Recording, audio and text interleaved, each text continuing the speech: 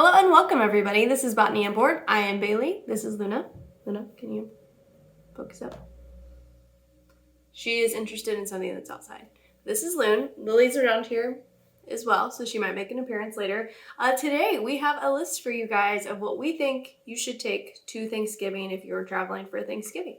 So if your family is like my family, they don't typically play board games until I show up and I'm like, here's all these games, please play them with me. So these are the games that I feel are pretty accessible for people. And I've curated some basically to be a good amount of accessibility. A little much, girlfriend. A good amount of accessibility, so different play counts, different play times. And then I kind of will go through the list in order of what I think is maybe most accessible to. I put some on here that are more for like gamers, but it's also just the name is kind of funny for Thanksgiving. So with that, we'll just get going because I'm trying to keep to 10 minutes. We'll see how well I do. First up, we have Concept. You like Concept, Loon? So this would almost be. This is going to be the most accessible game with the fewest amount of rules. So Concept is almost like you're trying to do charades, but it's even better because most people don't actually want to get up and play charades. So this will actually help you out with that. So for instance, like on the back of the box, so you have this card, and so you're going to be given this is the easier section, and then it goes down to a phrase at the bottom. So depending on how good you are, you can pick that as a good range of who wants to be challenged and who doesn't. So for instance, you're going to go through like this person's word was bee. So on this big board here, there's going to be all these depictions, and you're just going to be putting down cubes as clue tokens for all the people around the table to guess what you're trying to say. So for instance, their word was bee. So they put a clue token next to these animals, one next to yellow, black, small, and flying. So hopefully then everybody around the table will be like, oh, just start naming little small animals that are black and yellow, and then maybe they would land on B, and that is how you score points. So it is very, very, very accessible, really easy, and it's easy just to like have out. You don't even need to keep score by any means, and yeah, I really like it. I highly recommend. I think it will get to a lot of people, and I think price point on this one is under 30 for sure. So yeah, we got that. So that's game number 1, Concept. So game number 2, as far as accessibility, so this is Ohanami. So Ohanami is, I actually played this with my dad. So I went home for a family wedding a couple months ago, and my mom was in the kitchen cooking, and so my dad and I played this, and I gave him like a 5-minute rules explanation, and he was good to go. So the way Ohanami works is you're building up a tableau of 3 columns of cards in your tableau. And so in front of you, and the order is the only rules really is that the numbers have to go in order. So you can't put like 120 is the top and 0 is the bottom. There's then 3 different rounds and 4 different color cards. So they all score differently based on that. So the rules are very simple. And it's also one that so it plays 2 to 4, but since it's just high scoring, if you wanted to do it with the whole family, you literally could go work in groups and like have 4 people play. So if you had like 16 and you do 4 things, and then you could see who won overall after you did the total of that. And it plays so quickly. So it says 20 minutes, but I think it really honestly can play in like 10. And it plays good at 2 as well. So if you can't find like a whole group of people, 2 would work as well. This one is like under $10, maybe 12, 8 to 12, I would say. Ohanami. Next up, hopefully I'm doing okay on time. I feel like I'm a little worried. Sushi Go. So Sushi Go, we talked about this one on our top 30. So if you're tired of turkey on Thanksgiving, here's some sushi you can look at. So this one you're going through, and again, very simple, very accessible. This one is 2 to 4, is 2 to 5. 2 to 5, and this one plays in 15 minutes. So you're going around and you're trying to do set collection. So a hand of cards is passing around. So you're going to draft which cards you get and try to build out a set. So you're going to get points. For instance, tempura, if you get 2 tempura, it's worth 5 points. And then there is the pudding in there. So that it has kind of like funny moments with, if you have the most pudding, you get 6 points, I think. And then if you have the least amount of pudding, I believe you get negative or something like that. If you don't have a pudding, you get negative. I don't know. There's something funny with the pudding, I believe. Anyways, very accessible, cute little sushi cards. So highly recommend that. Next up, we have 10 by AEG. So I got this game last year, and I actually brought it with me to Christmas last year, and my brother and his wife really, really liked it, as well as my nephew, Banks. He was like half a year old, but he was like eyeing there's all these little like plastic pieces, and he was like, I'm like, please don't put them in your mouth. Like, please don't. Anyway, so this game, it's kind of a push your luck type game. You're revealing cards over one at a time, and you're trying to get, you try to keep going until you get as close to 10 without going over.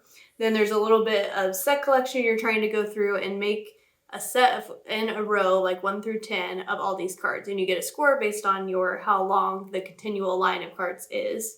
And there's like a little bit of market mechanics and stuff like that, but overall, very light on the rules, easy to get to the table. And this one, I think 20 minutes as well. I can't see it right on the outside the box. 15 to 30 minutes, 1 to 5 players. So 10. That's game number 4.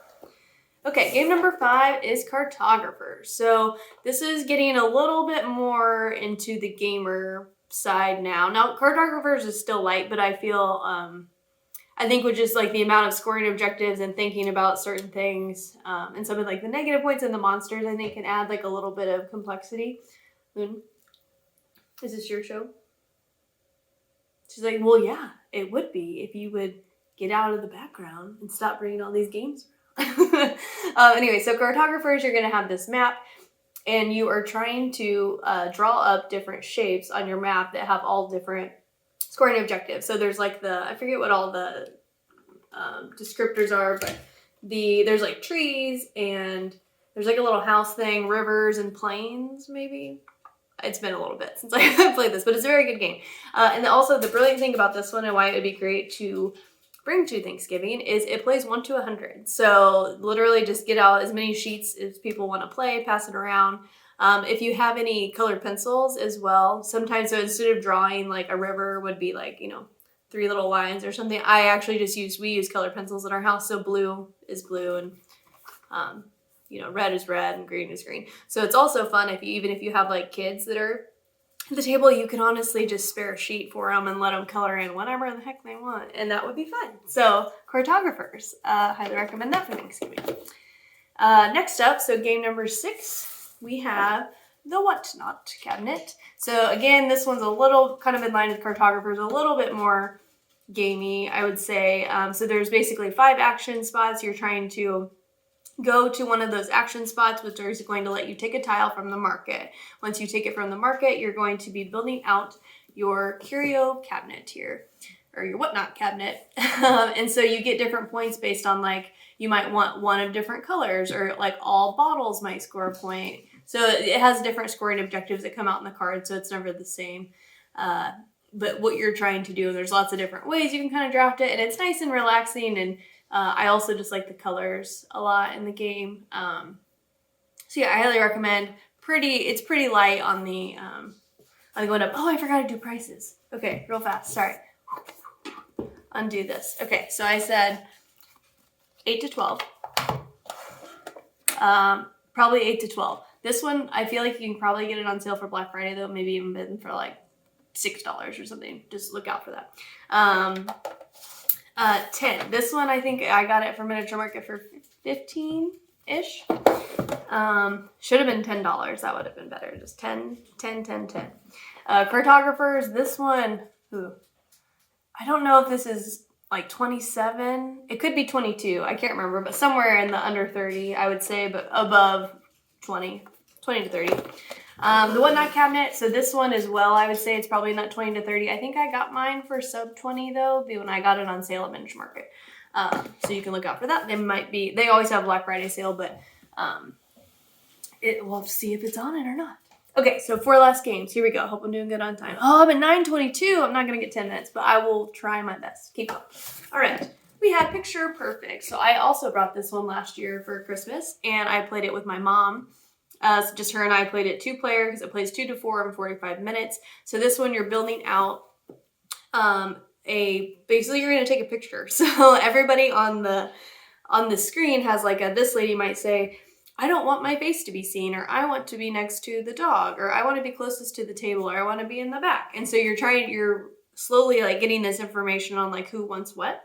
and then you're trying your best to align that, and then at the very end, you get to get out your cell phone, and you actually take a picture of what's happened. Because for instance, let's say she doesn't want her face. Well, you have these little standees that might be like somebody maybe like this. And then so you can maybe try to like craftily take your photo so that her face is conveniently blocked in order to score one of her scoring objectives. So it's kind of a lot of fun just with like trying to get your everybody's picture. And there's definitely like some laughs when you get one. You're like, oh, dang it, I didn't have that person's yet. Like I totally did that wrong. So there's also some expansions for this. I don't own any just yet. I just have the one, but I have been seeing those go on sale at Miniature Market, so you can keep an eye out if you think this would be good for you. And also maybe those pesky teenagers that can't get off their cell phones. Unless you're watching me on your cell phone, then by all means, continue. If you're trying to get them kind of engaged and to play a tabletop game, it does have that like last little bit where you get to get out your cell phone and take a picture. If anything, you know, gets them engaged. So Picture Perfect, also recommend that. That one, I think that one is like a $27.99 game, I feel like. I should be on the prices right. We should turn this into, you guys can look it up what the actual prices were. Okay, next up. So these last three are more gamers or people that have been in the hobby. I wouldn't go play this with grandma necessarily, but also these are three that I thought was funny to put on this list due to their name. So first up, we have The Hunger. So this is by Richard Garfield, which I believe is who also makes Clank. So it has some very similar principles of Clank, but this time you are a vampire and you're trying to go through and devour all those yummy humans and eat them and make your way back in time. And so it's kind of it's a push your luck like Clank is. You got to make sure you make it all the way back before you stop. So The Hunger, in case anyone isn't full after all their turkey. Next up, we have Kitchen Rush, which if I make anything on Thanksgiving, this game is how my life is in the kitchen. Crazy, hectic, may or may not succeed. So this is a real-time game. You're going to have a restaurant. So people are coming in and you're trying to serve all these patrons the dishes that they want.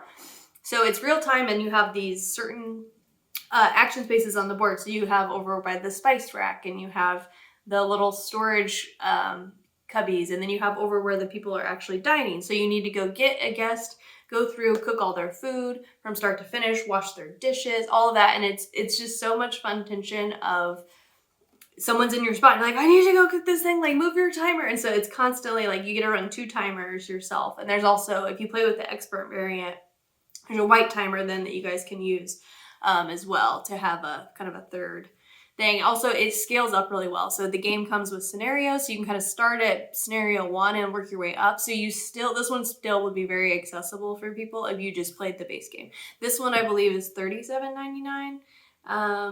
But I have seen it go on sale a couple times before. So Kitchen Rush, highly recommend. Also Rush MD, but the Rush MD is not for Thanksgiving kitchen.